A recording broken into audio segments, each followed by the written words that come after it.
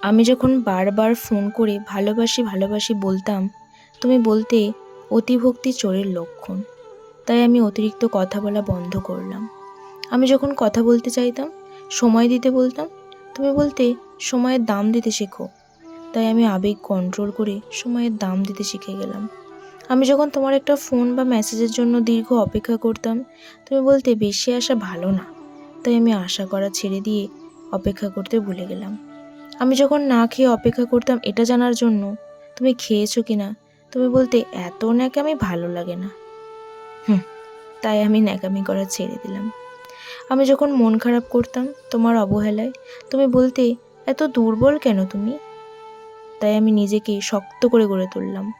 এখন আর মন খারাপ হয় না, এখন আর অপেক্ষা করি না রাতের খাবারের জন্য।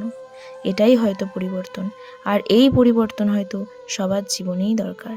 নমস্কার বন্ধুরা, আমি সুপর্ণা। আমার আরও একটা নতুন ব্লগ ভিডিওতে তোমাদের সবাইকে আমি স্বাগত জানাই। একদিন থেকেই ভাবছিলাম যে বিছানাটা একটু পরিষ্কার করে নেবো, তো সময়ই হচ্ছিল না সেইভাবে। তাই আজকে ভাবলাম না, এটাকে এবার করতেই হবে।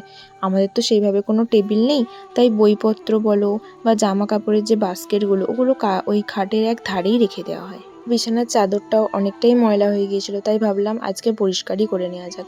তাই দেখো, সমস্ত কিছু উঠিয়ে গুছিয়ে নিয়ে বিছানার চাদর কেচে ভালো করে আবার বিছানাটা সাজিয়ে গুছিয়ে নিলাম।